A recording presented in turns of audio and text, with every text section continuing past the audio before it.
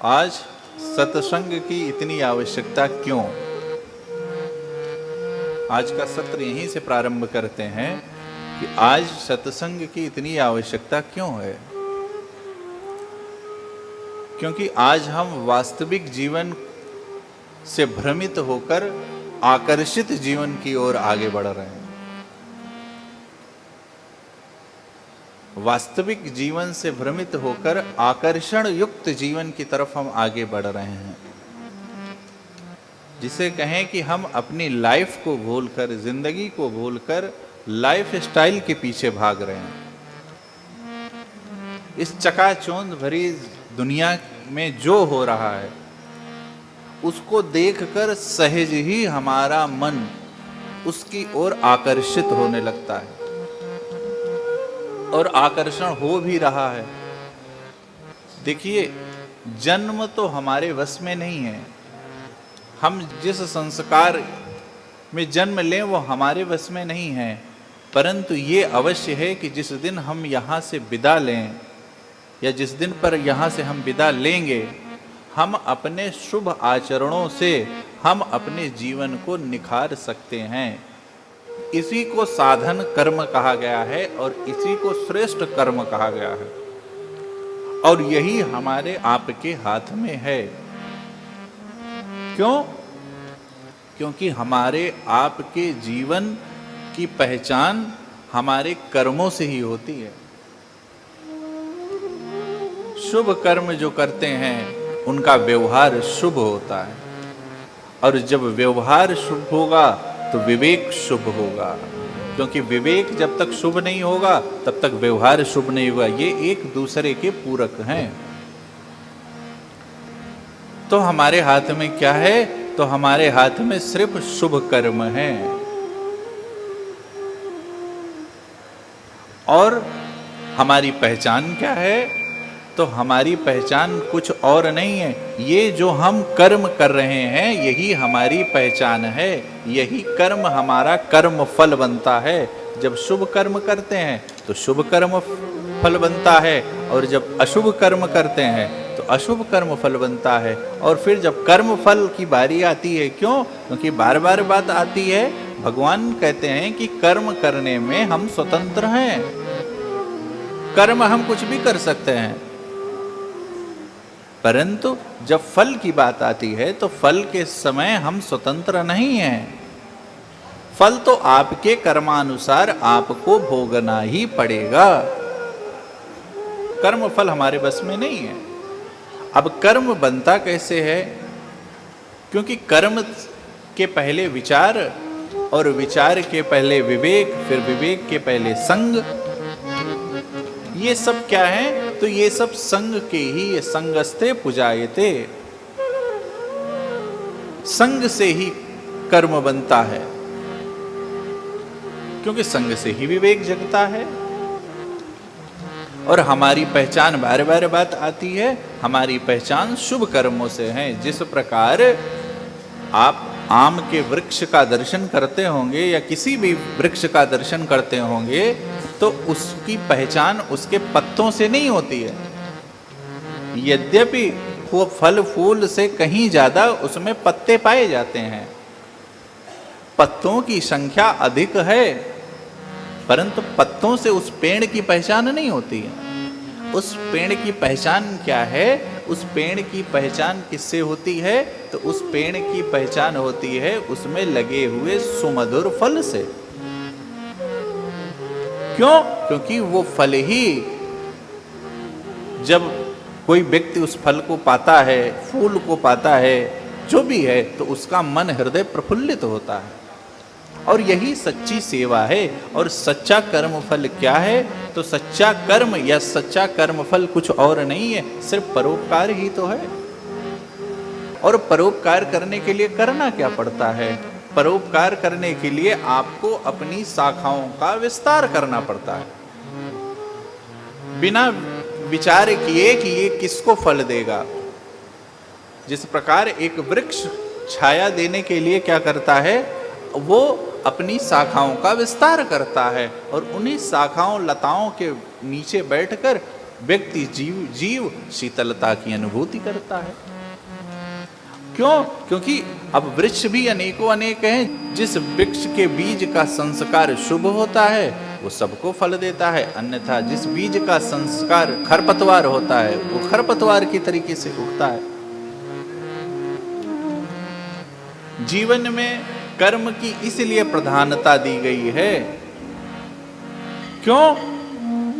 क्योंकि आप जो जीवन जीते हैं वही, क्यों? क्योंकि आप क्या जानते हैं ये महत्वपूर्ण नहीं है, आप क्या जीते हैं महत्वपूर्ण ये है।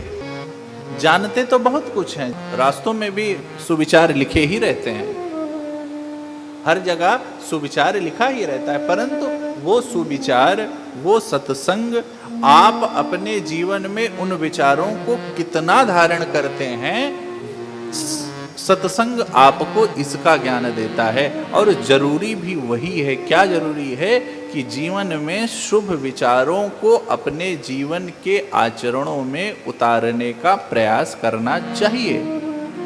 और प्रयास ही नहीं, हम तो कहेंगे 100% उतारना ही चाहिए। और देखिए बार बार बात आती है कि इसके लिए कोई विशेष आपको कर्म विशेष कहीं कुछ जाने या कुछ करने की आवश्यकता नहीं है, क्योंकि भगवान ने रचना भी इस विश्व की कहीं किसी और प्रधान के लिए नहीं की है। इस विश्व की रचना ही कर्म को प्रधान बनाने के लिए की है, कर्म को मूर्धा पर रखकर की है। और प्रमाण भी देते हैं भगवान, कर्म प्रधान, कर्म प्रधान विश्व करिरा जस करई सो तस फल चाखा, जो जस करई सो तस फल चाखा। कर्म प्रधान, कर्म प्रधान विश्व रचिया था, जो जस करए सो तस फल चाखा, जो जस करए आगे नीचे की लाइन सो तस फल चाखा। सकल पदार्थ है जग माही, सकल पदार्थ है जग माही, सकल पदार्थ, सकल पदार्थ है जग माही।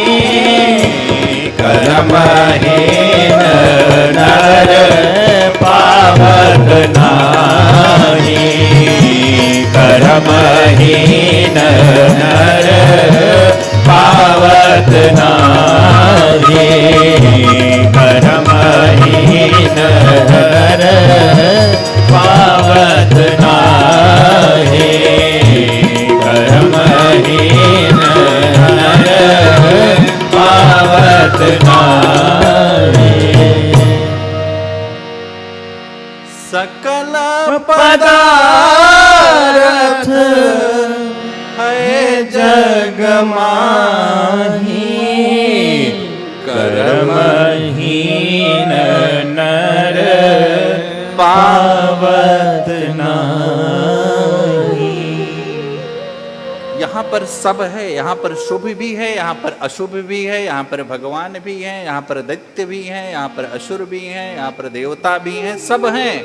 बस हम अपने कर्मों के अनुसार उनको प्राप्त करते हैं।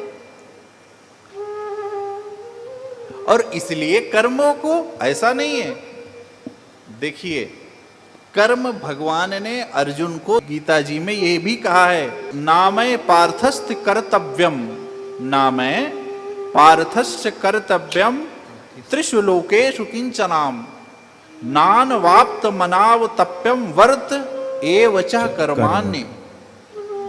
हे पार्थ, नामई पार्थस्य कर्तव्यम, मेरे लिए कोई कर्म शेष नहीं है। और त्रिषु लोकेषु किंचनाम, और ऐसा कुछ नहीं है जो हमको अप्राप्त है। ऐसा कुछ हमारे लिए है नहीं कि जो हमको प्राप्त ना हो, या जो मुझे कुछ प्राप्त करने की जो लालसा हो, या जो प्राप्त कुछ ऐसा कुछ इस सृष्टि पर बना ही नहीं है जो मुझे अप्राप्त हो। सब मुझे प्राप्त है, मेरे लिए कुछ शेष नहीं है। ना वस्तु शेष है, ना पदार्थ शेष है, ना जगत से शेष है, ये न यश शेष है, न कीर्ति शेष है, सब प्राप्त है मुझे। नानवाप्त मवाप तप्यम वर्त एवच कर्माणि, परंतु तब भी मैं तुमको यश प्राप्त करने के लिए अपने वचनों से भी हट रहा हूं, अपने वचनों को भी तोड़ रहा हूं, अधर्म का भी मार्ग मैं अपना रहा हूं। कर्ण को मारते समय क्या कहे कि तुरंत मारो, कहे निहत्था, अरे कहे निहत्था नहीं, तुमको मार देगा, तुरंत मारो। अनीति का भी साथ देना पड़ा, क्यों? क्योंकि भक्त वत्सल हैं प्रभु। धर्म की रक्षा करना संभवामी युगे युगे, जब जब हो धर्म के हानि, भगवान की टेक है। हम अपने पूर्व जन्म के फल के अनुसार अलग अलग योनियों में भ्रमण कर रहे हैं, कभी मनुष्य में, तो कभी पशु में, तो कभी पक्षियों में, या अनेक अनेक में योनियों में भ्रमण कर रहे हैं। परंतु बार बार बात आती है, मनुष्य शरीर ही एक ऐसी शरीर है जो नए कर्म बना सकता है। देवता भी नए कर्म नहीं बना सकते, पशु भी नए कर्म नहीं बना सकते। वो सब जो पूर्व जन्म के कर्म है, वही कर्म फल के रूप में उनको प्राप्त हो रहा है, वो उसी का भोग कर रहे हैं। वो नए कर्म बनाने के अधिकारी नहीं हैं। एक मनुष्य ही ऐसा है जो नया कर्म बना सकता है। परंतु मनुष्य की क्या दशा हो गई है? क्यों? क्योंकि हम लाइफ को नहीं, लाइफ स्टाइल को देख सुधारना चाहते हैं। हम अपने जीवन को नहीं, हम अपने रहन सहन को सबसे पहले सुधारना चाहते हैं। बाह्य आवरण में हम जितना ध्यान देते हैं, उतना ध्यान यदि हम अंतःकरण को सुधारने में लगा देंगे तो हमारा जीवन सफल हो जाएगा। परंतु ये हमको अभिमान रहता है, किसी को अपने धन का अभिमान, किसी को यौवन का अभिमान, अलग अलग अनेक अनेक। क्यों? क्योंकि जब तक बात आती है कर्तापन का अभिमान जब तक रहेगा तब तक आपका जीवन नहीं बनने वाला। जब हमारे जीवन में जब तक कर्तृत्व का बोध रहेगा तब तक हमारा जीवन नहीं बनने वाला। और जीवन सुधारना है तो बीज में परिवर्तन कीजिए। क्यों? क्योंकि हमारी दृष्टि में हम जैसे जिस प्रकार हमको दिखता है सागर की लहरें लहरा रही हैं, या फिर तो सागर की लहरें नहीं लहराती हैं, सागर लहरा रहा है।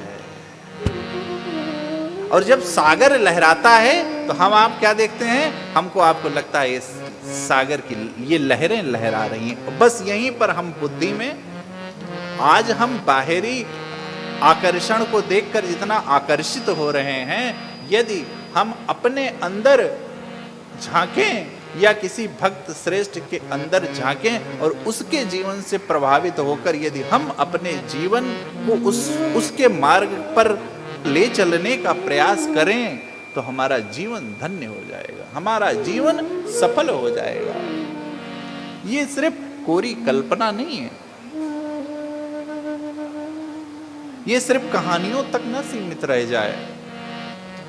क्योंकि भैया शुद्ध कोई और नहीं है, वो जो आपकी अंदर चेतना है वही शुद्ध है।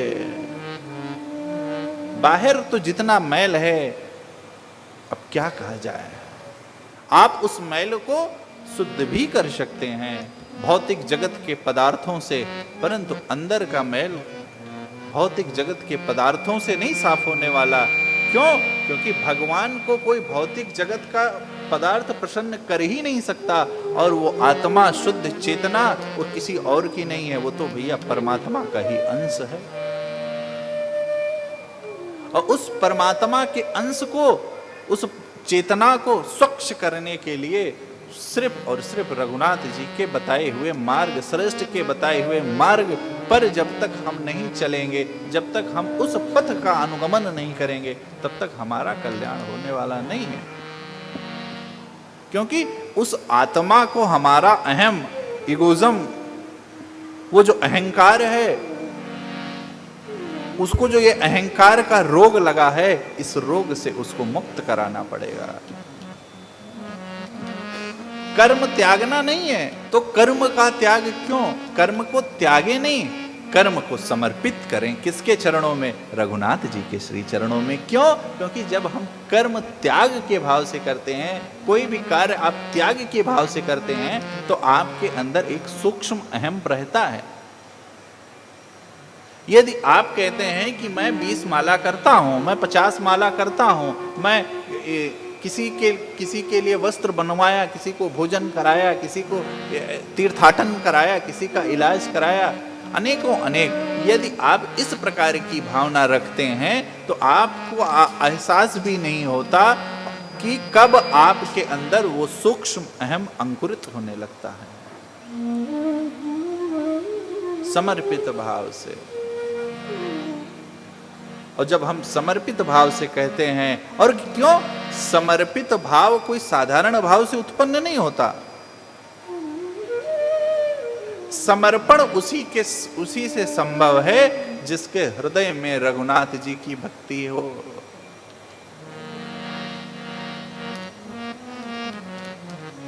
और जब भैया समर्पण हो जाता है तो फिर कुछ ज्ञात वात नहीं रहता, मंत्र न जप, कुछ याद वाद नहीं रहता। रामा रामा रटते रटते, रामा रामा रटते रटते, बीते रे उमरिया, रामा रामा रटते रटते, रामा रामा रटते रटते। जिनका जीवन राम राम रटते रटते बीत गया, जिनके जीवन में राम के अलावा कुछ था ही नहीं, वो कह रही हैं कि कहीं वेलिया स्तुति करो तुम्हारी।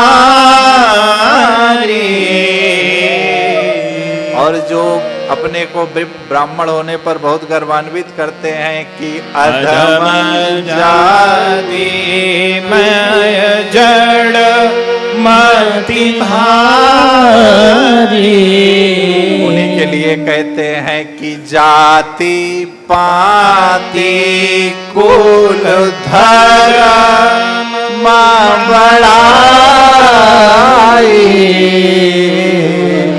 और मर्सिडीज और बड़ी बड़ी गाड़ियों वाले धन बल परिजन गुण चतुराई।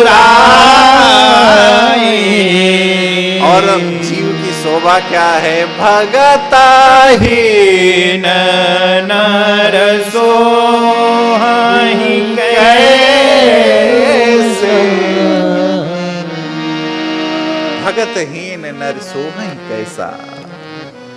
भगवान को रिझाने का एक ही और एक ही मंत्र है, वो है प्रेम, विनम्रता, करुणा। परंतु भैया देखिए, सारी वासनाओं का, पाप का आधार, मूल स्रोत क्या है? तो अभिमान। सारी वासनाओं, पाप का आधार मूल क्या है, स्रोत क्या है? तो ये सब उपजती हैं कहां से? तो अभिमान से ही। देखिए, जब तक हमारे अंदर अहंकार नहीं रहेगा, तब तक हम किसी का बुरा नहीं कर सकते। और बुरा क्योंकि अहंकार छूटता नहीं है, इसलिए बुराई की आधारशिला हटती नहीं। और जो आधारशिला पर, जिस आधारशिला पर आपका घर परिवार आश्रम का निर्माण होता है, वही आधारशिला का संस्कार स्वयं बिना कुछ किए आपके जीवन में उतरने लगता है। ये प्रकृति का सीधा सीधा नियम है। बस सारा खेल अहंकार का है। अहंकार छूट जाए, सारे कर्म फल सुंदर बनने लगेंगे। क्योंकि अहंकार कुछ नहीं करता, अहंकार हमारे विवेक को दूषित करता है। और जब हमारा विवेक दूषित होता है तो हमारी वाणी दूषित होती है। और जब हमारी वाणी दूषित होती है तो स्वाभाविक है हमारा व्यवहार दूषित होता है। और भैया कुछ और नहीं, ये वाणी और व्यवहार ही आपको श्रेष्ठ और निकृष्ट बनाता है।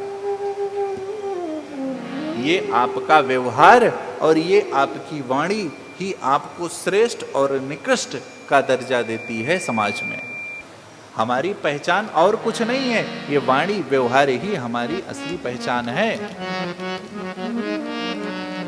यही हमारे जीवन में, देखिए बात बार बार आती है कि रावण जैसा परम ज्ञानी नहीं था कोई। रावण परम पांडित था और किसी का भक्त नहीं था। शंकर जी, जो आगे चर्चा है कि जिन भोलेनाथ को भगवान कहते हैं, शंकर भजन बिना नहीं भगति न पावे मोर, उन शंकर जी उन विश्वनाथ का भक्त था, कोई साधारण भक्त नहीं था। परंतु क्या हुआ, विवेक। और जब विवेक, किसका अहंकार हो गया कि अब कौन बचा है, मैं तो अजेय हूं, अब मुझसे कौन बचा है इस सृष्टि पर जीतने को। बस जैसे ही विवेक में बात आई और वाणी से दुर्वचन निकले और व्यवहार दूषित हुआ, और जैसे ही व्यवहार दूषित हुआ तैसे नाश हो गए। और मेरे प्रभु कभी भी, बार बार बात आती है, युद्ध नहीं चाहते थे।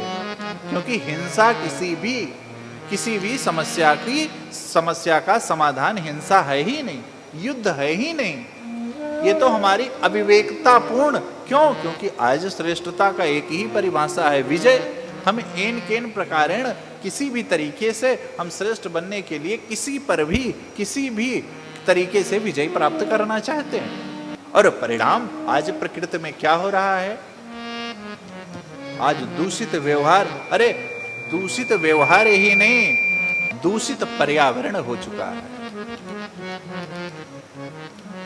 पर्यावरण, घर परिवार समाज पदार्थ सब में तो सब दूषित हो चुका है। क्योंकि शुभ कर्मों की जैसे जैसे इस धरा पर कमी होती जा रही है, अशुभ कर्म, क्योंकि अशुभ कर्म को फैलने में बहुत समय नहीं लगता। आज अभी विगत 2 वर्षों से ये क्या है, ये हमारे आपके कर्मों की एक अदृश्य वायरस, जिसको किसी ने आज तक, ये क्या है, ये बात आई थी किसी कथा में कि ये दुर्गति ही तो है हमारे समाज की। ये विज्ञान, जो विज्ञान प्रधान समाज कहा गया है, आज एक अदृश्य वायरस को नहीं खोज पाया, और कितने लाखों परिवारों को काल के घाल में डाल दिया। ये क्या है, ये हमारे दुर्गति का परिणाम है। ये क्या है, ये हमारे मद की मादकता का परिचय है। हम मद में इस कदर मदांध हो गए हैं कि हमको शुभ और अशुभ का विचार करने की शक्ति ही क्षीण हो गई है। हम ये तक नहीं विचार कर पाते कि ये क्या शुभ है और क्या अशुभ है। अब इससे भी बुरी दुर्गति क्या होगी हमारी आपकी। समाज कहीं और जा रहा है। क्यों? क्योंकि जो बताने वाले हैं, जो करने वाले हैं, सबको अपना स्वार्थ सिद्ध करना है। हम अपने इस 24 घंटे में तथाकथित बड़े आदमी आप अपने इस 24 आवर में 15 मिनट भी समाज के चिंतन और समाज के उत्थान के लिए नहीं निकाल पा रहे हैं। उस बेटे और बच्चे और बहू के पीछे आप परेशान हैं, और कब चेतेंगे आप?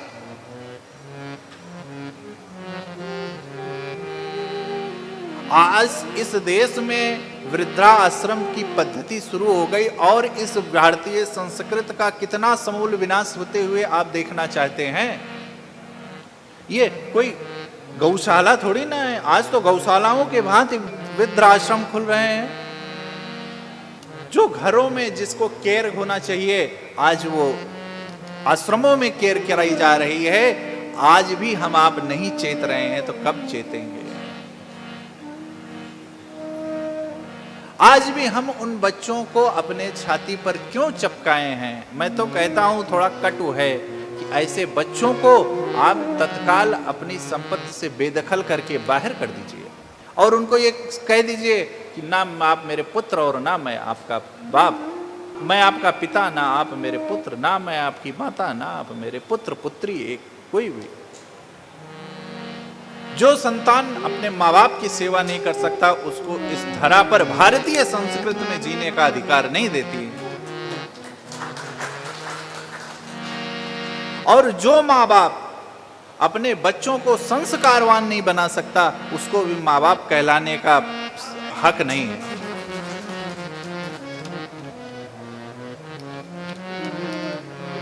जो माँ बाप, जो परिजन अपने परिवारी जन को सत्संगी ना बना पाए, सत्संग का अभिप्राय बार बार कहता हूं, सिर्फ झोली माला तक नहीं, जिसके जीवन में शुद्ध कर्म ना हो उसका जीवन असंस्कारी है, और जिसके जीवन में शुद्ध कर्म है वो पूर्ण संस्कारी है, वो पूर्ण आध्यात्मिक है।